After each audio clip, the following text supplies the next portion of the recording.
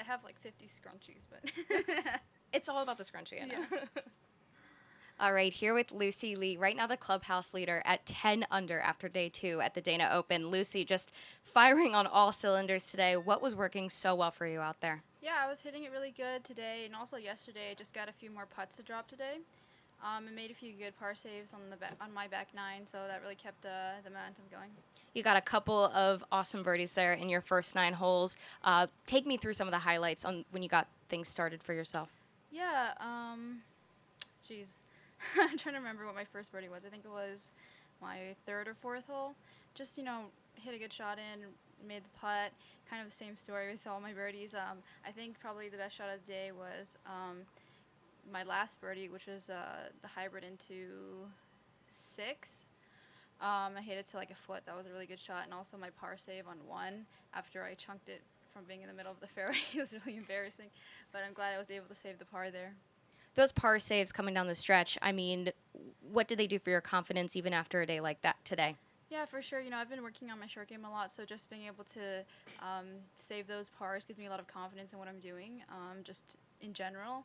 But definitely, being able to go 2 rounds bogey-free, I don't think I've done that in a really, really long time, or maybe ever. So that's really a great confidence booster. Just before we open it up to the major group, this course, Highland Meadows, what is it about it that is suiting so well to your game, you think? Yeah, I think it kind of suits my eye. It's not, I wouldn't say it's super narrow, but you have to take good tee shots and good shots into the green, and so definitely good for ball striking, and I've been able to do that well.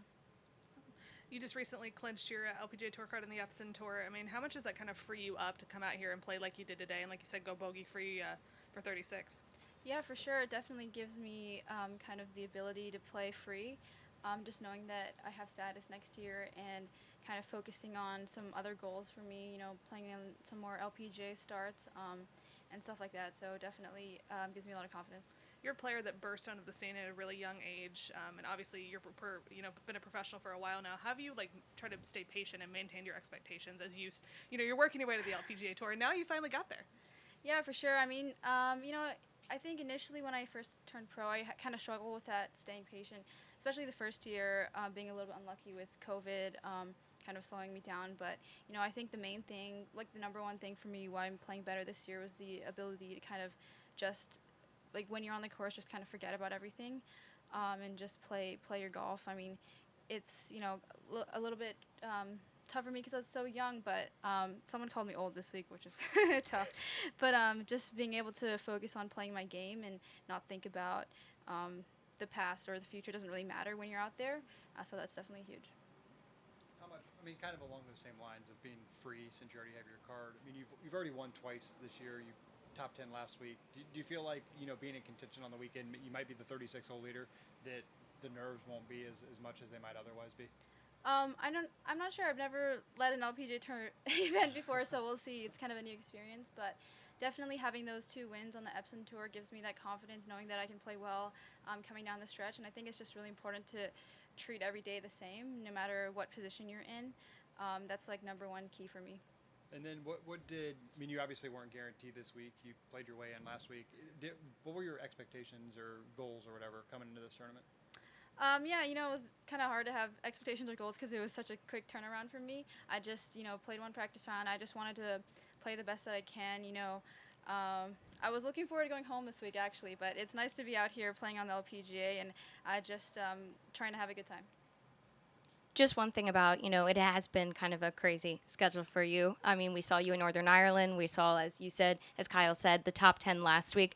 What was last week like for you to go from here to go to there to here and still kind of carry the momentum you've been carrying all season?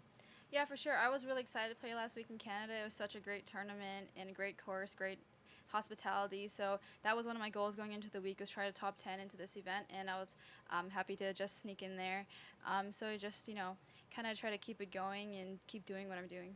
What was it like gearing up for what is it like for you to quickly turn and say, oh my gosh, I've got to play this next week on the LPGA Tour once again? Was it a quick travel schedule? Was it a quick yes, no brainer for you, or what kind of went into that decision? Yeah, it was definitely a no-brainer for me. I'm just trying to get to play as many LPGA starts as I can this year now that I've got my card. And so it definitely was an easy decision for me. I just knew that I'd have to, number one thing was to be rested. And so, I took Monday off, played 18 on Tuesday, and then just practiced on Wednesday. So I think that's a really key. What kind of resting do you do? Is it just like propping up, watching movies, doing something, taking your kind of aim away from the golf course sometimes? Yeah, rest for me is definitely just, lying on my foam roller or on my back and just watching TV or FaceTiming my brother and cousin. That's pretty much it. All right. Is that everything? I think we got everything from everyone. Thank you, Whitney, for your for you as well. Thank you, Lucy, Thank and you so great job much. today. Thank you.